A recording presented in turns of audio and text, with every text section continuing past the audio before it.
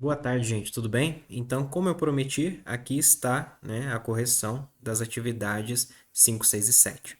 Para o oitavo ano 1, atenção redobrada, gente, porque nós não conseguimos corrigir isso daqui em sala de aula, devido às provas, às avaliações intermediárias, né, que nós recebemos para fazer. Então, para vocês, atenção redobrada. Para o oitavo 2, né, a gente já tinha conseguido corrigir essas três últimas em sala de aula. Então, para vocês é uma revisão, muito importante também de acompanhar, tá? Vamos lá para a correção das 5, 6 e 7. Primeiro, as respostas estão aqui, para caso vocês queiram conferir, né, com as de vocês. Aliás, é uma ótima prática isso daí. Se vocês conferiram e viram que está tudo certo, né, é mais rápido aí de corrigir. Agora, se vocês conferiram e tem alguma coisa errada, apaga e tenta fazer primeiro, tá? Então, para você vai ser mais do que uma revisão. Para quem tiver tudo certo, na verdade é só uma revisão, né? Então, vamos lá resolver a número 5. Primeira coisa, quando nós temos uma base, né, que é o 25, e um expoente, que é uma fração, que é esse 1/2, né? Nós estamos sempre falando de uma raiz, tá? Então, se o expoente é uma fração, raiz. Agora, é aquela história lá que eu repito para vocês diversas vezes em sala de aula, né? Nós vamos ter dois números, né? Já que é uma fração, nós temos o numerador e o denominador. O de cima é o cara que tem a nota boa. Lembra que ele fez uma prova e ele estava com a nota dele lá em cima? Então ele estava por dentro ou por fora do assunto da prova? Claro que por dentro. Então ele vai acabar indo lá dentro, né? E quem ficou com a nota lá embaixo estava por fora ou por dentro do assunto da prova? Claro que por fora. Então ele vai ser o índice, certo? Então, vamos lá posicionar esses números. Primeira coisa, a base vai virar o radicando, que é aquele número que vem aqui bonitinho dentro da raiz. Depois, aquela sequência de números que eu falei para vocês, né? Como nós tínhamos falado, o 2 ia lá fora e o 1 vem aqui dentro. Mas esse expoente 1 vai fazer com que aqui dentro, né, da raiz fique 25 elevado a 1, que é o mesmo que 25. Então, a gente pode não colocar o 1, tá? Evita um passo aí para você tirar ele depois. Segunda coisa, sempre que nós chegamos aqui, nós vamos fatorar. Lembra que eu falei para vocês? Falou em raiz, falou em fatoração. Então, se vocês estão andando na rua, tropeçou, né? Alguém aí tropeça em uma raiz de uma árvore. Vai gritar o quê? Fatoração. Isso mesmo.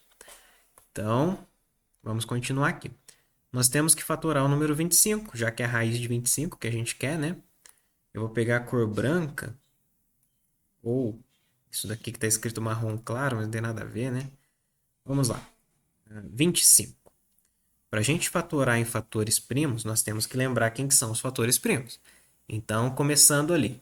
Vamos tentar primeiro por 2, depois por 3, por 5, e por 7, e aí por diante, né? Vamos lá então. Tentando por 2 não dá, porque ele não é par, né? Tentando por 3, a soma de seus algarismos dá 7. 2 mais 5, 7. Então não é divisível por 3. Então vamos tentar agora por 5, né? E sempre que o número terminar em 5 ou 0, ele vai ser divisível por 5. 25 dividido por 5 é igual a 5, dividido por 5 de novo, igual a 1. Como é uma raiz quadrada, né? Então o índice aqui, olha, ele é 2, o índice da raiz, nós vamos juntar em grupinhos de 2. Então, nós vamos pegar esses dois carinhas aqui e juntar em uma potência, 5 elevado a 2, né? Agora, nós só precisamos reescrever o 25 como 5 elevado a 2. Então, bora lá. Coloquei a minha raiz e aí, ao invés de escrever 25, eu vou escrever a forma fatorada de 25. Acabei de encontrar que é 5 ao quadrado, né? O índice, ele era 2. 5 ao quadrado, a gente quer encontrar a raiz disso, né? Eles se anulam. O quadrado e a raiz quadrada, eles se anulam. Lembram disso? Corta e corta. Quem que vai ficar fora da raiz? Quem que estava elevado ao quadrado. No nosso caso ali, é o próprio 5 que estava elevado ao quadrado, né? Então, o 5 ele sai da raiz e perde seu expoente. Resultado, 5. Resolvendo o próximo aqui, a gente já vai... Eu vou tentar dar uma dica melhor agora, né? Já que vocês estão mais craques. Então, sempre que tiver elevado a 1 sobre alguma coisa, né, o número de baixo, que é o denominador, lembram? Ele vai ser o índice da raiz, tá? Então, esse 1 aqui a gente esquece. E o de baixo é o índice da raiz, é aquele número que vai em cima, né? Ou seja, na letra B, nós vamos ter a raiz quadrada de quem? De 4. Na letra C, nós vamos ter a raiz quadrada, e aí eu posso ou não colocar esse 2, né? Como é a raiz mais simples que existe, a gente pode omitir o número 2. Mas vamos colocar aqui. Raiz quadrada de 36. Como é um 3 agora no denominador, então vai ser a raiz cúbica de 125. E a última aqui é a raiz quarta, né? Porque está elevada a 1 sobre 4. De quem? 81, certo? Então, isso daí mostra agilidade, né? Se você tiver feito todos os exercícios, provavelmente você já vai estar fazendo dessa forma, já percebeu esse padrão aí, né? A raiz quadrada de 4, vocês têm que imaginar um número que vezes ele mesmo, que seja igual a 4. Então, eu posso colocar já que é 2, né? Mas nós podemos fatorar também. Fatorando o 4, que é ainda mais simples do que fatorar o 25, vocês vão encontrar 2 ao quadrado, né? 2 ao quadrado em uma raiz quadrada. O que será que acontece, gente? Simplesmente, quem está elevado ao quadrado pode sair da raiz. Então, no nosso caso aqui, o 2 sai da raiz. Como não ficou ninguém dentro da raiz e não tem nenhuma outra operação para fazer, acabou. Mesma coisa aqui embaixo. Fatorando o 36, vocês vão encontrar 6 ao quadrado, tá? Ou seja, quem está ao quadrado sai da raiz, resultado 6. Essa daqui eu vou fazer para nós, né? Ela é um pouquinho maior, parece um pouquinho assustadora e não é divisível por 2, né? Então vocês vão ter que ir tentando outros números. Mas vocês veem que o 125 termina em 5. Então é claro que ele vai ser divisível por 5, né? Pegando aqui uma outra cor, agora eu vou usar o 125. Vamos lá fatorar o 125. Que dá por 5, é claro, né? Se vocês fizerem a divisão, né? Quem não conseguir fazer isso aqui de cabeça, imaginar quantas vezes, quantos grupinhos de 5 eu consigo formar com 125, né? Que é um pouquinho grande. Vocês podem fazer a divisão. Então, montam a chave lá, né? E façam a divisão. Montando a chave, ficaria da seguinte forma. 125 dividido por 5. Primeira coisa, nós pegamos o númerozinho 1, né? Númerozinho 1, ele é menor do que o 5, então não dá. A gente já parte para o 12. Quantas vezes o 5 que cabe no 12? Vocês vão ver que é apenas 2, né? Se chegasse em 3, já passaria. 2 vezes 5 dá 10, para 12, 2. Agora eu abaixo 5. Quantas vezes o 5 para 25? 5, né? Resto 0. Então, a gente descobriu que o resultado é 25. E voltando aqui, né? Dá para dividir por 5, que dá 5, e por 5 novamente, que dá 1. E como é uma raiz cúbica, e vocês podem ver ali, né? Raiz cúbica de 125, eu tenho que formar um grupinho de 3. Ou grupinhos, né, de 3. Agrupei aqui, vai ficar 5 ao cubo, que é 5 vezes 5 vezes 5, né? Certinho. Só vou trocar a cor aqui para ficar visível no fundo branco. A nova forma, então, de escrever o 125 é igual a 5 ao cubo, né? E aí, como é uma raiz de índice 3, todos os números que estão elevados a 3, eles podem sair, né? Então, 5 sai. Uma grande ressalva é que se aqui tivesse uma soma, né? Mais 2, por exemplo, esse 5, mesmo que elevado a 3, não poderia sair, tá? Mas só um detalhezinho, né? Para algo que vocês podem ver no futuro. Na nossa prova não vai ter isso, porque nós não chegamos a estudar isso. Então, o resultado deu 5. E a última aqui é uma raiz de índice 4, né? Nós vamos ter que fatorar o 81 por 3 dá 27, por 3 dá 9, por 3 dá 3 e por 3 dá 1. Então, nós fizemos o número 3 elevado a 4 aqui. Quem fizer a fatoração vai conseguir ver isso daí mais claro, né? Só aqui para adiantar um pouquinho. Então, 3 elevado a 4, corta, corta, sai o 3, resultado 3. Então, vamos ver lá se está certo. 5, 2, 6, 5, 3. 5,2,653. Beleza. Agora vamos para número 6.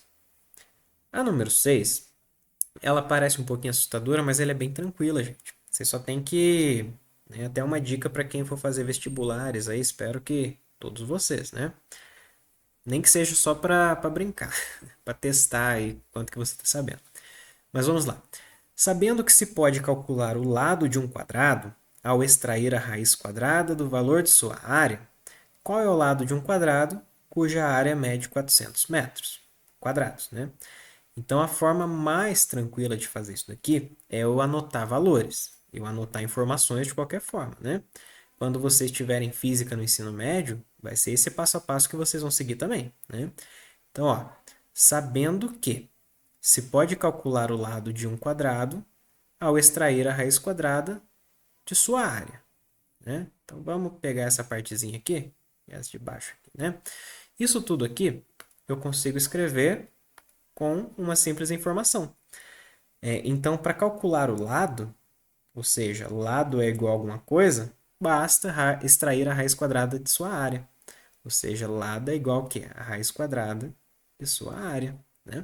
E esses termos da geometria, não se preocupem com isso, que eu não vou cobrar nada única e exclusivamente de geometria. Vocês podem ver que isso daqui é simplesmente uma questão de interpretação. Interpretando, volta nas continhas que vocês sabem fazer, tá? Ou seja, primeira informação, o lado é igual a raiz quadrada da área. Qual é o lado de um quadrado cuja área mede 400 metros quadrados? Então, nossa segunda informação, olha que bonitinha. A área é igual a 400 metros quadrados. Se fosse geometria, eu iria cobrar o metros quadrados aqui. Claro, né? Senão não faria sentido nenhum. Como o nosso objetivo é simplesmente calcular a potências, raízes, né? Então, o valor aqui está ótimo, 400. Então, o que nós precisamos fazer? Nós vamos usar essa primeira equação aqui e vamos jogar o valor que nós temos para A, que é 400. Então, vamos lá. Lado é igual a raiz de 400. Lado é igual. Quando vocês abrirem seus cadernos aí, eu acho que ou no primeiro dia ou no segundo dia que nós estudamos raízes, vai ter a fatoração do 400 lá. Vocês vão ver que é igual a 20 ao quadrado, tá? Ou seja, quem que sai da raiz? O 20. Então, lado é igual a 20, tá? E aí, se fosse geometria mais uma vez, 20 metros, né? Se lembrarem disso daí e tiver uma questão na prova, coloquem também a unidade de medida, tá? Para calcular o lado de um cubo, basta extrair a raiz cúbica do valor de seu volume. Essa daí é 7. Então, gente, para calcular o lado, basta extrair a raiz cúbica. Raiz cúbica do quê? Do volume, tá? Pega só as partes importantes. Sabendo que o volume de um determinado cubo é igual a 125 centímetros cúbicos, quanto que mede o seu lado? Então agora vamos fazer direitinho assim, né? Eu li e entendi que eu consigo calcular o lado de um cubo. Eu só preciso tirar a raiz quadrada, ou extrair a raiz quadrada, né? Calcular a raiz cúbica, perdão, do volume dele, né? O que é volume? Posso não me lembrar das séries passadas, tá? Não tem problema.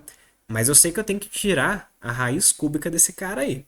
Então, eu só vou fazer o quê? Raiz cúbica daquele cara lá, 125, tá?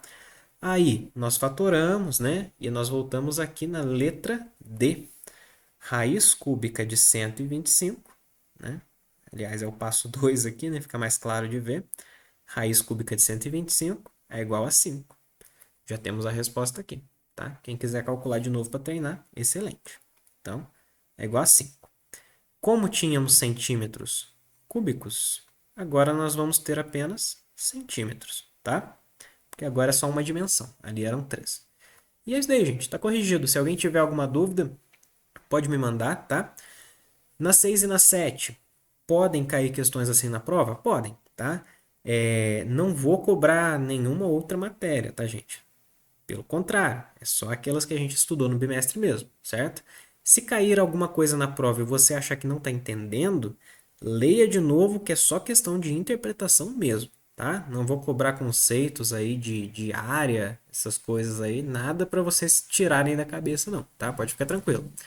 Mas se alguém já quiser ir guardando esses conceitos também, né, é sempre uma soma ao conhecimento de vocês, nunca vai atrapalhar de forma alguma, né?